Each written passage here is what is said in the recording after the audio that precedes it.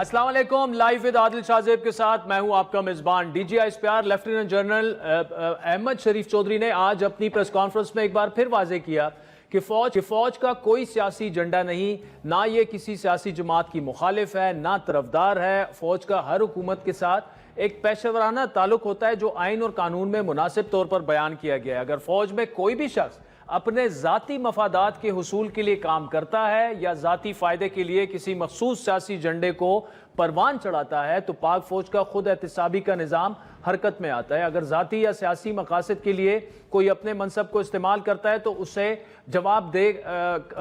کر رہیں گے ہم۔ لیفٹیننٹ جنرل احمد شریف کا یہ بھی کہنا تھا کہ فوج میں اس بات پر بالکل واضح اتفاق ہے کہ فوج کو بحیثیت ریاستی اور قومی ادارے کے طور پر کسی بھی مخصوص سیاسی مفاد کی تکمیل کے استعمال سے محفوظ رہے گا۔ یہ سمجھنا انتہائی ضروری ہے کہ پاکستان آرمی ایک قومی فوج ہے اور اس کا کوئی سیاسی ایجنڈا نہیں ہے، نہ ہی یہ کسی سیاسی جماعت کی مخالف ہے اور نہ ہی طرفدار۔ کہ اگر فوج میں کوئی شخص اپنے ذاتی مفادات کے حصول کے لیے کام کرتا ہے یا اپنے ذاتی فائدے کے لیے کسی ایک مخصوص سیاسی ایجنڈے کو پروان چڑھاتا ہے تو پاک فوج کا خود احتسابی کا نظام حرکت میں آ جاتا ہے۔ لیفٹیننٹ جنرل ریٹائرڈ فیض حمید کیس اس بات کا منہ بولتا ثبوت ہے کہ پاک فوج ذاتی اور سیاسی مفادات کے لیے کی گئی خلاف ورزیوں کو کس قدر سنجیدگی سے لیتی ہے۔ D G I S P R نے آج اپنی پریس کانفرنس میں lieutenant general retired Faiz Hameed کے خلاف ہونے والے فیلڈ جنرل کورٹ مارشل پر کھل کر بات کی اور تمام پیدا ہونے والی قیاسرائیوں کی نفی بھی کی۔ ان کے بقول lieutenant general retired Faiz Hameed کے خلاف ٹاپ سٹی کیس میں درخواست وزارت دفاع کے ذریعے موصول ہوئی جس پر کورٹ مارشل کی کارروائی کا آغاز کیا گیا۔ تو ٹاپ سٹی کیس میں ریٹائرڈ افسر کے خلاف باضابطہ طور پر درخواست موصول ہوئی اور یہ کہ ریٹائرمنٹ کے بعد پاکستان آرمی ایکٹ کی خلاف ورزی کے متعدد واقعات بھی سامنے آئے ہیں۔ ان کے جو ثبوت اور شواہد ہیں کہ انہوں نے ذاتی مقاصد کے لیے مخصوص سیاسی عناصر کے ایما پر قانون کی اور آئینی حدود و حدود سے تجاوز کیا۔ ان بنیادوں پر جنرل کورٹ مارشل کی کارروائی کا آغاز کیا جا چکا۔ چند دنوں سے بانی پی ٹی آئی متعدد بار اس خدشے کا برملا اظہار کر چکے ہیں کہ ان کے مقدمات کو ملٹری کورٹس میں لے جایا جائے گا، ان کے خلاف فوجی ٹرائل ہوگا۔ ان کے اس بیانات پر اپوزیشن اور حکومت دونوں طرف سے بیان بازی بھی کی جا رہی تھی اور تحریک انصاف نے انہی خدشات کے پیش نظر اسلام آباد ہائی کورٹ میں درخواست بھی دائر کر رکھی ہے۔ Lieutenant general retired Faiz Hameed کے ٹرائل اور عمران خان کی فوج کی کو حوالگی اور ملٹری ٹرائل کے حوالے سے حکومت اور تحریک انصاف کے دعووں پر مسلم لیگ نون کے رہنما رانا ثناء اللہ نے گزشتہ روز ہمیں بتایا کہ کسی کو بھی تفصیل کا پتہ نہیں اور سب کو قیاس رائیوں سے گریز کرنا چاہیے۔ آپ کے بڑے سینئر رہنما جو ہیں وہ اکثر تذکرہ کرتے رہتے ہیں کہ جی عمران خان اور جنرل فیض والا معاملہ انجام کو پہنچنے والا ہے چند دنوں میں۔ قیاس رائیاں ہو رہی ہیں، ابھی تک اس کے علاوہ کوئی اور واضح چیز نہیں ہے۔ ایسے بیانات آپ کے ساتھیوں کی جانب سے آ رہے ہیں، اگر قیاس رائیاں ہیں تو پھر اجتناب کرنا چاہیے۔ جی بالکل اجتناب کرنا چاہیے۔ اب تحریک انصاف کے رہنما اپوزیشن لیڈر عمر ایوب نے آج یہ دعویٰ کیا کہ بانی پی ٹی آئی کا ملٹری ٹرائل نہیں ہوگا، تو دوسری جانب نون لیگ کے رہنما حنیف عباسی نے یہ دعویٰ کیا کہ بانی پی ٹی آئی کا ٹرائل ملٹری کورٹ میں ہی ہوگا اور ان کے خلاف وعدہ ماں گواہ بھی تیار ہو چکے ہیں۔ دونوں جانب سے ہونے والے بیانات اور بانی پی ٹی آئی کی ملٹری کورٹ پر پوچھے جانے والے ایک سوال کے جواب میں جی آئی ایس پی آر نے کیا کہا، بڑی معنی خیز گفتگو کی، وہ ذرا سنیے۔ فوجی تحویل میں لیا جا سکتا ہے یا ان کے خلاف بھی فوجی جو ملٹری ایکٹ ہے اس کے تحت کارروائی ہو سکتی ہے۔ میں نے آپ کو پہلے عرض کیا کہ ایک سبجوڈس میٹر ہے اور آپ کا سوال ہائپوتھیٹیکل بھی ہے۔ فوجی قانون کے مطابق کوئی بھی شخص اگر کسی فرد کو یا افراد کو جو آرمی ایکٹ کے تابع ہوں ان کو اپنے ذاتی یا سیاسی مقاصد کے لیے استعمال کرے اور اس کے ثبوت اور شواہد موجود ہوں تو قانون اپنا راستہ خود بنا لے۔ اس پر ناظرین آگے چل کر تفصیلی گفتگو کریں گے۔ اپوزیشن اور حکومت کے درمیان ہونے والے مذاکرات کی بات کی جائے تو دونوں طرف سے مذاکرات پر کچھ ہم نے متضاد بیانات بھی دیکھے۔ پہلے پی ٹی آئی کے رہنماؤں کے پے در پہ مختلف اور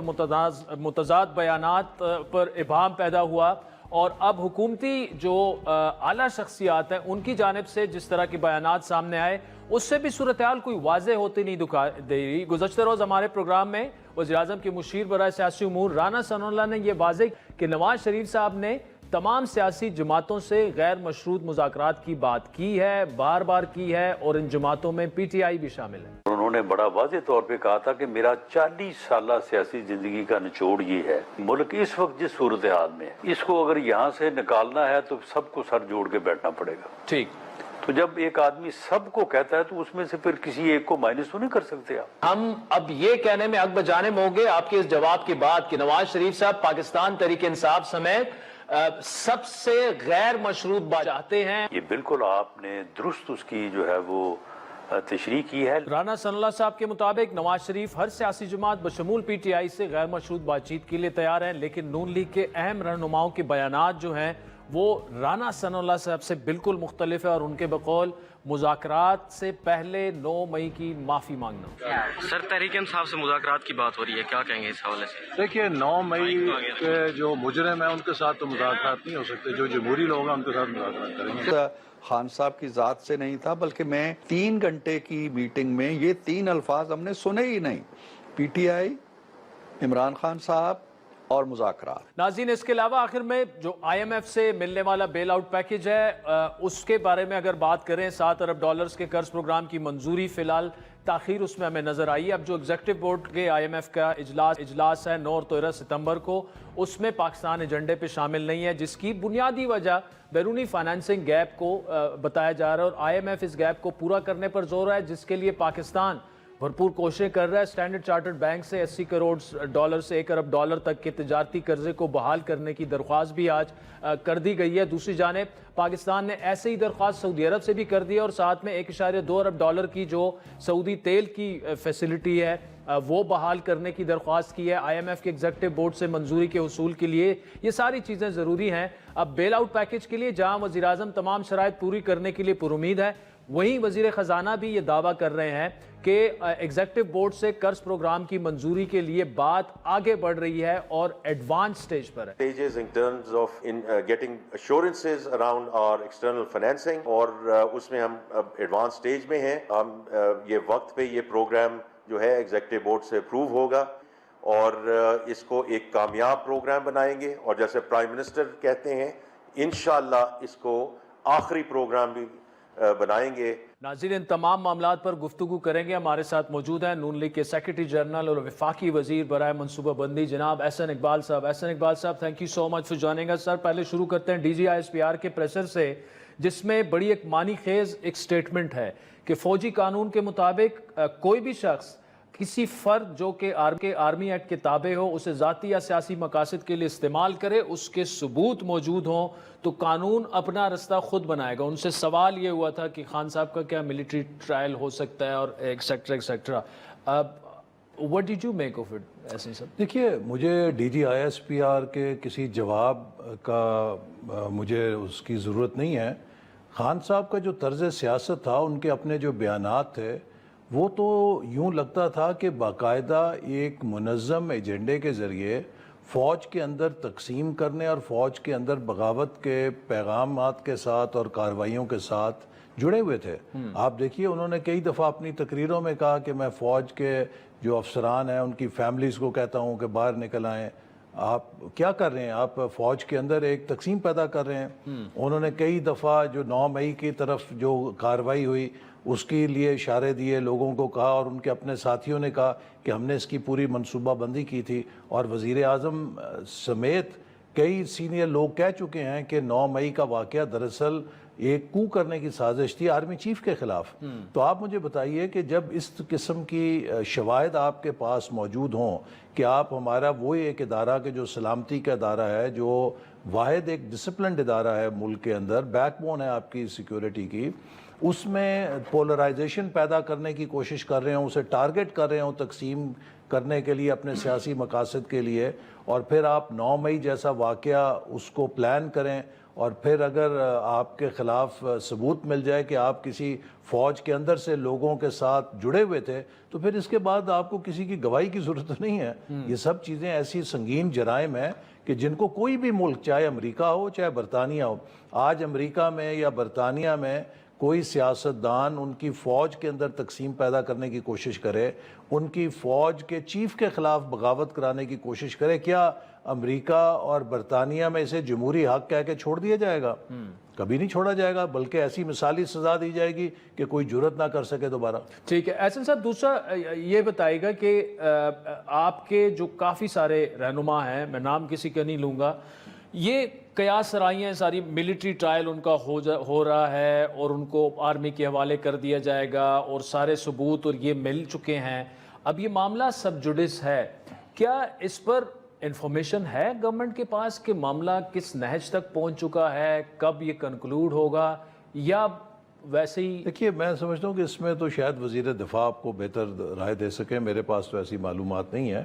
لیکن میں پھر آپ سے یہ کہوں گا کہ ایک پاکستان کے اندر مستقل طرز سیاست ہے۔ دیکھیے نا، ہم اس ملک کے اندر رہتے ہیں، 2013 سے ایک تخریب کاری کی، انتہا پسندی کی سیاست، تشدد کی سیاست کی بنیاد رکھی گئی۔ جو دھرنا دیا گیا اسلام آباد کے اندر، اس میں کتنے پولیس کے افسران کو اور پولیس والوں کو نشانہ بنایا گیا تشدد کا۔ اس میں پارلیمنٹ ہاؤس کو، جس طرح امریکہ میں صدر ٹرمپ کے حمایتیوں نے کانگریس پہ چڑھائی کی تھی، پارلیمنٹ ہاؤس کے اوپر کیا کچھ تماشے نہیں کیے گئے، کپڑے لٹکائے گئے، قبضہ کر لیا گیا، پی ٹی وی کو تباہ کر دیا گیا، ٹھیک ہے۔ اس کے بعد آ جائیں، پھر ایک دھرنا دوم ہوتا ہے، پھر دھرنا سوم ہوتا ہے، اور خیبر پختونخوا حکومت کے تمام وسائل جھونک کے کوشش کی جاتی ہے کہ وفاقی دارالحکومت پہ قبضہ کیا جائے، اور اس کے لیے سرکاری وسائل خیبر پختونخوا کی پولیس کا استعمال کیا جاتا ہے۔ پھر آپ آ جائیں، جب حکومت آتی ہے موصوف کی، تو 4 سال جو ہیں وہ پورے ایک فسطائیت کے ایجنڈے پر ہیں، اور ہم سب اس کا نشانہ بنے، میڈیا اس کا نشانہ بنا۔ آج یہ روتے ہیں کہ جی خان صاحب کو اچھی سیل میں نہیں رکھا گیا۔ خان صاحب یہ وہی سیل ہے جس میں آپ نے مجھے رکھا تھا، میں خود اس سیل کے اندر رہا ہوں جس میں آج خان صاحب ہیں، میں بھی اس وقت قومی اسمبلی کا ممبر تھا۔ تو اگر وہ سیل ایک ممبر قومی اسمبلی کے رکھنے کے لیے جائز جگہ تھی تو آپ کے لیے ناجائز کیسے ہوگی؟ اگر آپ سمجھتے ہیں کہ وہاں پر سزائے موت کے قیدیوں کو رکھا جاتا ہے تو آپ نے مجھے بھی وہیں رکھا تھا۔ اگر آپ سمجھتے ہیں وہ آپ کے ساتھ زیادتی ہو رہی ہے، پہلے آپ مجھ سے تو معافی مانگے نا کہ آپ نے غلط کیا، پھر کہتے ہیں کہ جی ہمیں یہ سہولت نہیں، آپ کو ایکسرسائز مشین مل، ٹھیک ہے، آپ جو چاہتے ہیں آپ کو عدالت دے دیتی ہے۔ مجھے بھی میرے 3 دن پہلے آپریشن ہوا تھا، میں آج آپ کو بتا رہا ہوں کہ 3 دن پہلے میرا اس بازو کا جہاں گولی لگی تھی دوبارہ آپریشن ہوا، جس میں کہ وہ سارے سٹیل نکالا گیا، اور ڈاکٹرز نے کہا کہ اب آپ فزیو تھراپی کریں گے تو آپ کا بازو ٹھیک ہو جائے گا۔ 2.5 مہینے عدالت کے حکم کے باوجود مجھے فزیو تھراپی کی سہولت جیل میں نہیں فراہم کی گئی۔ نتیجہ کیا ہوا کہ میرا یہ بازو ہمیشہ کے لیے ٹیڑھا رہ گیا۔ اب میں اس بازو کو جب بھی ٹیڑھا دیکھتا ہوں مجھے عمران خان صاحب یاد آتے ہیں، لیکن ہم نے تو کبھی چیخ پکار نہیں کی۔ ٹھیک ہے، آپ کا تو یہ طرز عمل تھا کہ اگر ایک آپ کا جو مخالف ہے جس کو آپ نے جھوٹے کیس میں جیل میں ڈالا ہوا ہے، اس کی سرجری ہوئی ہے اور اس کو فزیو تھراپی کی ضرورت ہے تاکہ اس کی ایک ڈیفارمیٹی ٹھیک ہو جائے، آپ نے 2.5 مہینے نہیں ہونے دی۔ لیکن یہ بھی تو ہو سکتا ہے کہ شاید انہیں پتہ ہی نہ ہو۔ نہیں کیوں نہیں پتہ، یہ سب ان کی ہدایات پہ ہو رہا تھا۔ ہر چیز وہ اس حد تک تھے کہ وہ کہتے تھے مجھے تصویریں بھیجو کہ خواجہ آصف، حسن اقبال، شہباز شریف، رانا ثناء اللہ، سعد رفیق، یہ سارے شاہد خاقان، مفتاح اسماعیل اور ہم سب لوگ، حنیف عباسی، یہ کس حال میں ہیں؟ وہ جیل کے عملہ کہتا تھا جی ہم آپ کے قریب نہیں آ سکتے، ہماری شکایت ہو جائے گی۔ تو ہمیں تو بدترین حالات میں رکھا گیا۔ میں یہ نہیں کہتا کہ جس حالات میں ہمیں رکھا گیا ہم ان کے ساتھ بدلہ لیں، لیکن یہ ہمارے مقابلے میں سمجھیں کہ 5 سٹار جیل کاٹ رہے ہیں۔ ٹھیک، احسن اقبال صاحب، دوسرا 9 مئی کے مجرموں سے مذاکرات نہیں ہو سکتے، یہ آپ کی سٹیٹمنٹ ہے، خواجہ آصف صاحب کی سٹیٹمنٹ ہے اور صدیقی صاحب کی سٹیٹمنٹ ہے، لیکن رانا ثناء اللہ صاحب بڑی ڈیفرنٹ بات کر رہے ہیں۔ وہ یہ کہہ رہے ہیں کہ نواز شریف صاحب نے اس اجلاس میں بھی اور اس سے پہلے بھی ریپیٹڈلی یہ بات کی ہے کہ میں تمام سیاسی جماعتوں بشمول پی ٹی آئی سے مذاکرات ہمیں کرنے چاہیے اور بغیر کسی شرط کے۔ میں نے پھر ان سے کہا، میں نے کہا کہ کیا میں یہ کہہ سکتا ہوں کہ وہ معافی کی بات نہیں کر رہے، کسی شرط کی بات نہیں کر رہے اور پی ٹی آئی سے مذاکرات کے لیے تیار؟ انہوں نے کہا بالکل آپ کی بات درست ہے۔ تو آپ کی بات درست ہے یا ان کی بات درست ہے؟ دیکھیے، ہو سکتا ہے ان کے پاس کوئی نئی انفارمیشن ہو اور ان کے ساتھ کوئی ایسی بات ہوئی ہو نواز شریف صاحب کی، لیکن جو میں تو ایک اصولی بات کرتا ہوں، آپ دیکھیے کہ اگر ایک ایسی پارٹی جس کا طرز عمل یہی رہا ہے کہ اس نے تشدد کیا، پارلیمنٹ پہ حملہ کیا، پی ٹی وی پہ حملہ کیا، پھر اس کے بعد انہوں نے 9 مئی کیا، قائد اعظم کے گھر کی نشانی کو جلا دیا، شہیدوں کی یادگاروں پہ حملہ کیا، فوج اور فضائیہ کی تنصیبات پہ حملہ کیا، جی ایچ کیو پہ حملہ کیا، ہندوستان کی لابی کے ساتھ مل کر کانگریس سے پاکستان کے خلاف قرارداد پاس کرائی، صبح شام ان کا سوشل میڈیا پاکستان کی ریاست کے خلاف، پاکستان کی فوج کے خلاف زہر اگلتا ہے۔ اب اگر آپ ایک ایسے طرز عمل کے ساتھ مذاکرات کرتے ہیں تو آپ اس طرز عمل کو لیجیٹیمائز کرتے ہیں کہ یہ ایک درست ایک ایسی سیاسی جماعت لیکن سر اگر نواز شریف صاحب چاہتے ہیں وہ آپ کے قائد ہیں تو پھر وہ تو پارٹی پوزیشن ہو گئی۔ دیکھیے یہ تو ابھی میرے علم میں نہیں ہے کوئی ایسی پارٹی پوزیشن، لیکن میں یہ سمجھتا ہوں ذاتی طور پہ میری یہی رائے ہے کہ پی ٹی آئی یا تو اس طرز عمل پر معذرت کرے، قوم سے معذرت کرے، وہ ہماری اکیلی مجرم نہیں، وہ ان شہیدوں کی بھی مجرم ہے جن کو ہم نے نشان حیدر دیا دشمن کی گواہی کے اوپر، کہ جن کی بہادری کی گواہی دشمن نے بھی دی، اور آپ نے ان کے جو یادگاریں تھیں ان کو توڑ کے پیروں سے فٹ بال بنا کے ٹھڈے مارے، یعنی کہ آپ نے شہیدوں کی توہین کی ہے، آپ نے فوج پر حملہ کیا ہے۔ ورژن ہے یہ آپ کا ذاتی ورژن ہے، یہ پارٹی کا ورژن ہے؟ میرا خیال ہے کہ وزیر اعظم بھی یہی بات کر چکے ہیں، حکومت کی سطح پہ تو میں کہہ سکتا ہوں کہ حکومت کا تو کم از کم یہی موقف ہے، اور وزیر اعظم اس موقف کو کہہ چکے ہیں کئی دفعہ۔ تو نواز شریف صاحب ان کے قائد ہیں؟ جی، ابھی تک کسی پارٹی میں انہوں نے فورم پہ ایسی بات نہیں کی، ہو سکتا ہے رانا ثناء اللہ صاحب کے ساتھ کوئی ذاتی حیثیت میں بات کی ہو۔ احسن اقبال صاحب آپ ہمارے ساتھ موجود رہی گا۔ ناظرین بریک کے بعد مسلم لیگ نون کے سیکرٹری جنرل سے یہ گفتگو جاری رہے۔ ویلکم بیک ناظرین، وفاقی وزیر برائے منصوبہ بندی احسن اقبال صاحب ہمارے ساتھ موجود ہیں۔ اگر نواز شریف صاحب یہ فیصلہ کرتے ہیں تو پھر جی وہ پارٹی کے صدر ہیں، لیکن میرا جہاں تک خیال ہے کہ یقیناً یہ چیز ضرور زیر بحث آئے گی کہ ہمیں پالیٹکس میں کیا لیجیٹیمائز کرنا چاہیے، یہ کانڈکٹ کے نہیں کرنا چاہیے۔ ٹھیک، اچھا احسن اقبال صاحب دوسرے بتائیے گا کہ آج کابینہ نے کوئی انسداد دہشت گردی ایکٹ میں کوئی ترمیم کی منظوری دی ہے جس کے تحت اگر شبہ ہو کہ کوئی ریاست کے خلاف کام کر سکتا ہے تو اسے فوج کے علاوہ پیراملٹری فورسز اور پولیس جو ہیں وہ بھی اریسٹ کی جا سکتی ہیں؟ آج تو کابینہ کا اجلاس نہیں تھا کوئی۔ نہیں، اب ہو سکتا ہے بائی سرکولیشن ہوا ہو یا اس سے پہلے اگر کابینہ کی میرے ابھی علم میں نہیں ہے۔ اچھا آپ کے علم میں نہیں ہے تو شاید یہ بات نہیں۔ اچھا سر آئی ایم ایف کی بات کریں، $7 بلین جو ہیں بہت زیادہ ضروری ہیں پاکستان کے لیے۔ پرائم منسٹر صاحب بھی ہوپ فل ہیں، فائنانس منسٹر صاحب بھی ہوپ فل ہیں۔ اب آپ چائنا کی جہاں تک بات ہو تو بہت ہی کلوز ریلیشن شپ، انفیکٹ ہم ایک دفعہ جب گئے تھے تو لگ رہا تھا کہ شاید آپ پرائم منسٹر ہیں پاکستان کے، جس طرح آپ کو وہ ٹریٹ کرتے ہیں۔ جی، تو جو رول اوورز ہیں اس میں ایشو کیا آ رہا ہے؟ ہمارا جو فائنینسنگ گیپ ہے، مطلب اسپیشلی چائنیز جو فنڈز ہیں، چین کے پرائم منسٹر بھی آ رہے ہیں، پھر سعودیز کے ساتھ جو ہمارے معاملات ہیں، یو اے ای کے ساتھ ہیں، وہ جب تک نہیں ہوں گے تو ہمیں مشکل۔ پہلی بات تو یہ ہے کہ ہمیں یہ پیش نظر رکھنا چاہیے کہ اس میں پاکستان جن حالات سے سامنا کر رہا تھا اپریل 2022 میں، I think we must give credit to prime minister Shehbaz Sharif کہ انہوں نے آئی ایم ایف کی اس ڈیل کو اپنی ذاتی کوششوں کے ساتھ بحال کرایا اور پاکستان کو ایک بریدر ملا کہ ہم دوبارہ واپس آ سکتے ہیں۔ اسی طرح جو چین کے ساتھ بھی ان کا حالیہ دورہ تھا وہ ایک بڑا سنگ میل تھا جس میں کانفیڈنس بلڈنگ ہوئی، اور چین نے دو ٹوک انداز میں یقین دلایا کہ ہم پاکستان کی مشکلات میں اس کے ساتھ کھڑے ہیں اور اسے تنہا نہیں چھوڑیں گے۔ اسی طرح ہمارے جو دوست ممالک ہیں انہوں نے بھی پرائم منسٹر کے جو وزٹ تھے اس کے موقعوں پر یقین دلایا۔ اور دیکھیے ایک بہت بڑی جو اچھی بات ہے کہ ہمارے 4 دوست ممالک آؤٹ سائڈ سی پیک، انہوں نے $27 ارب کی انویسٹمنٹ کی حامی بھری ہے، جس میں $5 ارب کی سعودی عرب نے کہا ہے حامی بھری ہے کہ ہم انویسٹمنٹ کرنے کے لیے تیار ہیں، $10 ارب you a E, $10 Arab Kuwait اور $2 ارب آذربائیجان۔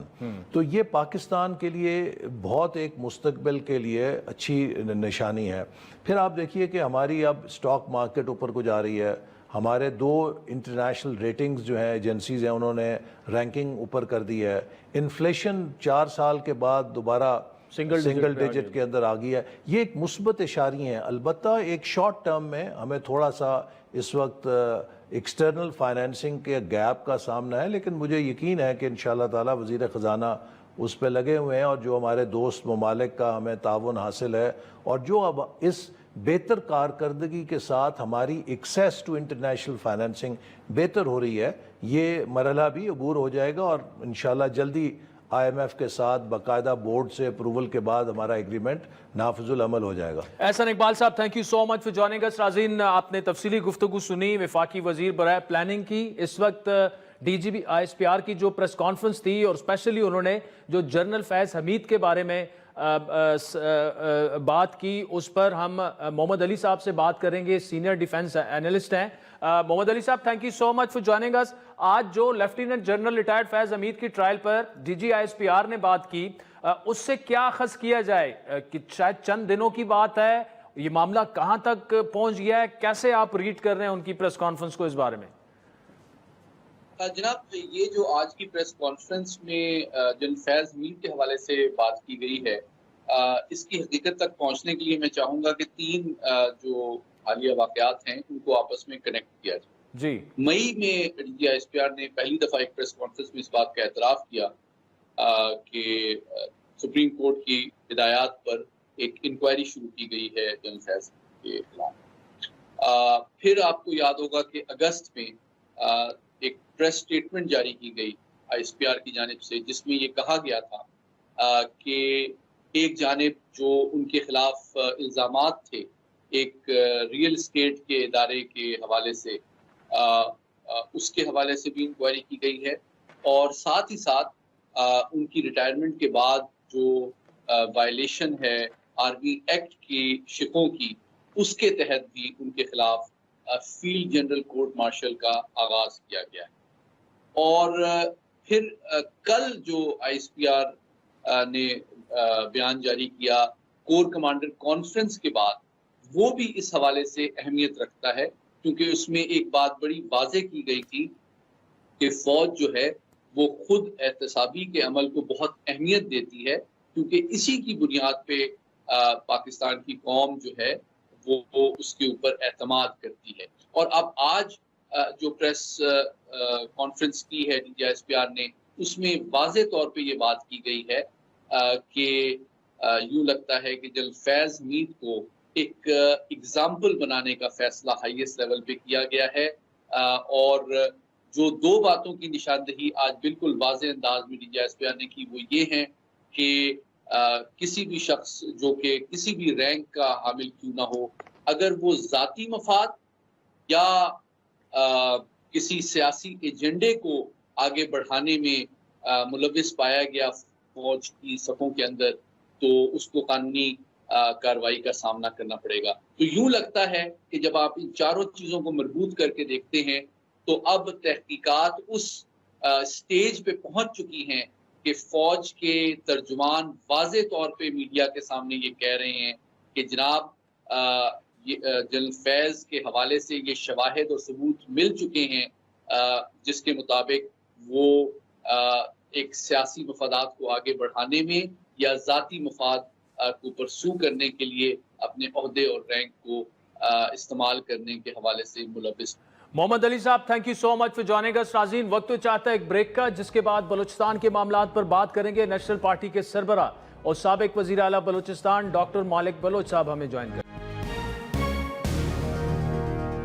Welcome back. ناظرین, بلوچستان کے مختلف علاقوں میں 25 اور 26 اگست کی شب جو ہے شدت پسندوں کی جانب سے خون کی ہولی کھیلی گئی. مختلف واقعات کے دوران 38 سے زائد معصوم شہریوں کو نیچے اتار کر ان کے شناختی کارڈ دے کر ان کو بے دردی سے مارا گیا. بلوچستان میں علیحدگی پسند تنظیمیں, دہشت گرد تنظیمیں 2 دہائیوں سے اپنی کارروائیاں کر رہے ہیں, جبکہ حال ہی میں ان کارروائیوں میں اضافہ دیکھنے میں آیا. ان واقعات کی تلخی پاکستان کے سیاسی منظرنامے پر بھی ہمیں نظر آ رہی ہے, اور بلوچستان کی صورتحال پر کئی سیاسی جماعتیں اس وقت پارلیمنٹ میں بھی بات کر رہی ہیں. D G I S P R نے بھی آج اپنی پریس کانفرنس میں اس بارے میں تذکرہ کیا. یہ جو بیانیے بنائے جاتے ہیں, اس کے پیچھے ایک بیرونی حکمت عملی ہے, ایک سوچ ہے. اس کو فنڈنگ بھی آتی ہے, اس کو انٹلیکچوئل سپورٹ بھی وہاں سے ملتی ہے, تاکہ بلوچستان کے اندر اکنامک ایکٹیویٹی متاثر ہو. گھنونا کھیل جو کہ بیرونی حکمت عملی اس سوچ اور فنڈنگ اور سپورٹ کے بغیر نہیں ہو رہا، اس کے ساتھ ہو رہا ہے۔ بلوچستان کی صورتحال اور اس پر بات نہ ہونے پر بی این پی مینگل کے سربراہ اور بلوچستان سے تعلق رکھنے والے سینئر سیاستدان سردار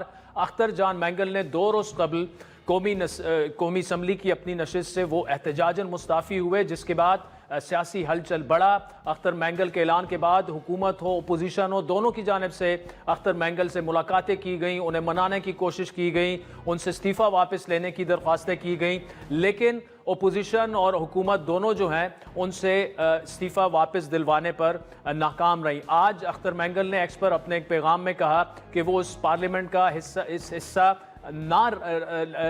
رہنے کا ارادہ رکھتے ہیں، نہ ہی وہ اپنی ریزگنیشن جو ہے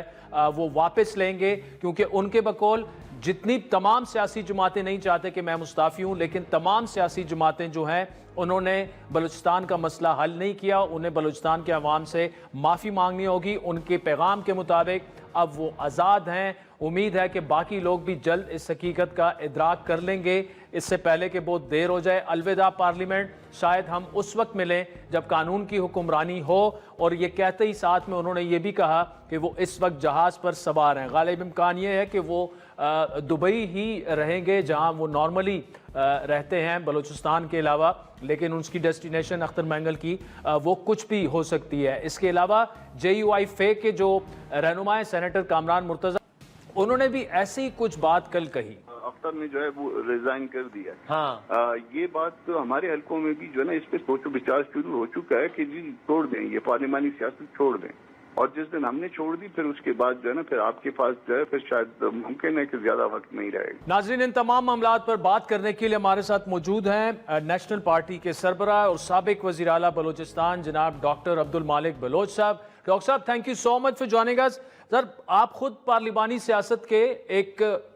بڑے وکیل رہے ہیں، اور بطور وزیر اعلیٰ بلوچستان ہمیں ذاتی طور پر پتہ ہے اس وقت میں بی بی سی کے لیے کام کر رہا تھا، لیکن جتنی ایفرٹس آپ نے کی، پہاڑوں پر چڑھے لوگ ہوں، چاہے وہ جلا وطن لوگ ہوں جو کہ ناراض تھے اور مسلح جدوجہد کوئی کر رہا تھا، جو بھی تھا، لیکن آپ نے سب کو انگیج کرنے کی ایک کوشش بھی کی۔ اب سردار اختر جان کا اس طرح سے پارلیمانی سیاست چھوڑنا ایک دھچکا ہے بلوچستان کے لیے بھی، اور جو لوگ پاکستان بطور ریاست پاکستان میں بلیو کرتے ہیں ان کے لیے بھی۔ ڈاکٹر صاحب، وے فارورڈ اس میں اب کیا ہو سکتا ہے اور کیا ہونا چاہیے آپ کی نظر میں؟ شکریہ عادل بھائی، میں سمجھتا ہوں کہ سردار اختر جان نے جو ریزائن کیا وہ اس کی اپنی پارٹی کا فیصلہ ہوگا، اپنا فیصلہ ہوگا، لیکن جہاں تک میں سمجھتا ہوں کہ 21ویں صدی جمہوریت کا صدی ہے۔ یہ ہماری بدقسمتی ہے کہ جمہوریت کے آثار ابھی تک پاکستان میں شروع نہیں ہوئے ہیں، لیکن ہمیں مل کے جمہوری جدوجہد کو تقویت دینا ہے، اور اس ملک کو، پارلیمنٹ کو بالادست رکھنا ہے، عوام کو طاقت کا سرچشمہ بنانا ہے، میڈیا اور عدلیہ کو آزاد کرنا ہے، اور ملک کو آئین کے مطابق چلنا ہے، اور جو ہماری فیڈریٹنگ یونٹ ہیں یا قومی وحدتیں ہیں ان کو اپنے وحدتوں میں حق حاکمیت، سائل اور وسائل اور وہ تمام اختیارات حاصل ہوں جو فیڈریٹنگ یونٹ کے رائٹس بنتے ہیں۔ میں سمجھتا ہوں کہ اختر مینگل کی ریزگنیشن سے اس کو وفاق کو دھچکا لگا ہے، اور اس کے ریاست پہ منفی اثرات پڑیں گے۔ ناظرین، وقت تو چاہتا ہے ایک بریک کا، جس کے بعد آپ سے دوبارہ ملیں۔ ویلکم بیک ناظرین۔ ڈاکٹر صاحب، آپ کی بات درست ہے کہ ایک دھچکا ہے، کیونکہ آپ سردار اختر جان ہو گئے، آپ ہو گئے، آپ ٹاورنگ پولیٹیکل فگرز ہیں بلوچستان سے، جو کہ پاکستان پہ، ریاست پہ بلیو کرتے ہیں، اور ہمیشہ آپ نے آواز بھی اٹھائی ہے اپنے لوگوں کے لیے، لیکن at the same time you kept on momentum going for many reasons۔ تو اب سردار اختر جان جو ہے وہ لگ رہا تو نہیں ہے کہ وہ واپس اپنا استعفیٰ واپس لیں گے۔ ٹھیک ہے، یہ ہماری سیاست کے لیے، جمہوریت کے لیے، ریاست کے لیے ایک دھچکا ہے، لیکن اس کا آپ نہیں سمجھتے کہ ایک توانا بلوچ آواز جو ہے اس کا اس طرح اسمبلی سے جانا، اس کا بھی نیگیٹو امپیکٹ تو ہوگا؟ میں اس پہ تبصرہ نہیں کروں گا، لیکن اختر جان ایک توانا آواز ہے بلوچستان کا، اور اس توانا آواز کو توانا ہی رہنا چاہیے۔ باقی عادل صاحب، ہماری بدقسمتی ہے کہ ہمیں الیکشنوں میں نہیں چھوڑتے ہیں۔ بلوچستان میں ابھی تک ہم پہ ٹرسٹ نہیں کرتے ہیں، چاہے جتنے قوم پرست ہیں، چاہے پختون ہیں، چاہے بلوچ ہیں۔ اس الیکشن میں ان کی عوام نے ان کو بھرپور حمایت کی، بھرپور ان کو کامیاب کروایا، لیکن اتنے ٹپے مارے گئے اور اتنا ایکشن ہوا ہے بلوچستان میں سمجھتا ہوں کہ اس حکمت عملی سے بلوچستان کے بلوچ اور پختون نوجوان جو ہے نا، روز بروز جمہوری سیاست سے بددن ہو رہے ہیں۔ ہمارے ریاستی اداروں کو چاہیے کہ عوام کی جو ووٹ کا حق ہے اس کو وہ نہ چھینے، نہیں تو میں سمجھوں گا اگر یہ غلطی ایک بار پھر ہوئی تو کم از کم بلوچ علاقوں میں جہاں پہ نیشنلسٹک ہولڈ ہے وہاں پہ پھر الیکشن کو آپ بھول جائیں۔ اچھا ڈاکٹر صاحب، یہ اللہ نہ کرے وہ ٹائم آئے، ظاہری بات ہے جینون گریونسز ہیں اور ٹھیک ٹھاک گریونسز ہیں جن کو بلوچستان کی گورنمنٹ ہو، وفاقی حکومت ہو، ریاست ہو، ان کو حل کرنا پڑے گا۔ اب وہ وقت آ چکا ہے، لیکن ڈاکٹر صاحب وہ لوگ جو کہ پہاڑوں پر چڑھ گئے ہیں، مسلح جدوجہد کر رہے ہیں، یا ایسے واقعات فار ایگزامپل کہ آپ شناختی کارڈ اتار کے دیکھ کر مارنا شروع کر دیں، اس سے باقی پیغام کو کیا پیغام جا رہا ہے کہ یہ بلوچ اور پشتونوں کی روایات کو کیا ہو گیا ہے؟ یہ چیز کیسے اس کا خاتمہ کیا جا سکتا ہے، اس میں کمی لائی جا سکتی ہے؟ دیکھیں جی، میں جس نیشنلزم کا بلیور ہوں وہ انسان دوست ہے، وہ ہیومنزم پہ وہ بھروسہ رکھتا ہے۔ میں کہتا ہوں ہر انسان کی، چاہے اس کا قومیت جو بھی ہو، لسانیت جو بھی ہو، مذہب جو بھی ہو، اور اس کی رنگ نسل جو بھی ہو، اس کو بے گناہ اس کا قتل انسانیت کی قتل ہے، قابل مذمت ہے۔ جو کچھ بلوچستان میں 25 اور 26 تاریخ کی رات کو ہوئی وہ قابل مذمت ہے۔ میں اب سمجھتا ہوں کہ قرآنوں سے میں نے بھی ابھی جو ریسنٹلی پی ایم صاحب آئے تھے اس کے ساتھ چیف آف آرمی بھی تھا، میں نے کہا جی بلوچستان کو خدا کے لیے سیاسی طور پر ڈیل کرو، اس کو اسٹریٹجیکلی فوجی نقطہ نظر سے ڈیل مت کرو، ادروائز جو ہے نا بلوچستان روز بروز آپ سے دور ہوتا جا رہا ہے۔ تو میں سمجھتا ہوں کہ آپ کو ملٹیپل ڈائمنشن میں مختلف اقدامات کی ضرورت ہے، چاہے وہ لاپتہ افراد کا مسئلہ ہو، چاہے یہاں پہ جو ہے نا ڈیولپمنٹ ہو، گڈ گورننس ہو، جاب کا ایشو ہو، بارڈر کے ایشو ہو، لوگوں کو گلے لگانا ہو، قابل نفرت جو ہے نا مواد کو پھیلانا نہیں ہے۔ آپ اس قسم کا کوئی میکینزم بنا لیں جس میں سیاسی پیکیج ہو، معاشی پیکیج ہو، تب جا کے چیزیں بہتر ہو سکتی ہیں۔ اس وقت مجھے نہیں لگتا ہے کہ چاہے ہماری وفاقی حکومت اور اسٹیبلشمنٹ ہو یا بلوچ ملیٹنٹ ہو، اس وقت اس موجودہ صورتحال میں وہ بات چیت کرنے کے لیے تیار نہیں ہوں گے۔ جو میں نے بات چیت کی تھی اس زمانے میں لیڈرشپ مختلف تھی، اب کی لیڈرشپ مختلف ہے۔ ڈاکٹر مالک بلوچ صاحب، سابق وزیر اعظم کی تفصیلی گفتگو آپ نے سنی۔ ناظرین بہت بہت شکریہ، آج کے پروگرام پر فیڈ بیک ضرور دیجیے گا۔ ہمارا ٹویٹر ہینڈل ہے @عادل شاہ زیب۔ اجازت دیجیے، خدا حافظ۔